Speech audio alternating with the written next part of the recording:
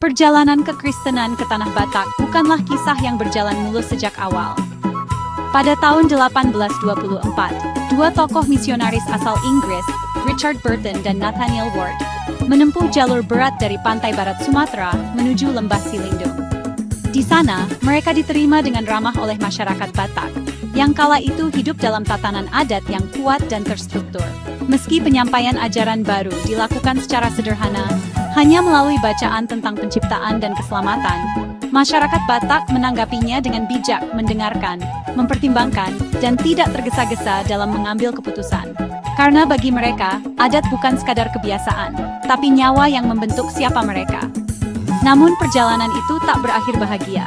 Burton jatuh sakit dan mereka gagal menemui si Singamangaraja, pemimpin spiritual utama Batak. Banyak yang kemudian memaknai kegagalan itu sebagai kesalahan adat.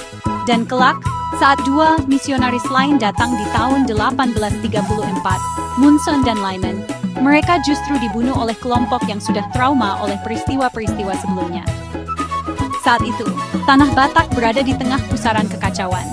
Sebuah gerakan dari selatan telah membawa perubahan besar, memaksakan ajaran baru sambil memperluas pengaruhnya secara cepat dan keras. Hasilnya, banyak wilayah berubah haluan, sementara wilayah utara justru menjadi semakin tertutup. Dan pada saat yang sama, haus akan stabilitas baru. Dalam keadaan seperti itulah, masuklah Ludwig Ingwer Nommensen, misionaris Jerman yang berbeda pendekatan. Ia datang tidak hanya membawa kitab, tetapi juga pemahaman mendalam tentang luka sosial yang sedang menganga konflik antar desa, jenazah tak terkubur, dan adat yang tak lagi utuh. Ia tidak hanya membawa agama, tetapi juga harapan akan ketertiban dan kemajuan. Dua hal yang sangat dirindukan oleh masyarakat saat itu.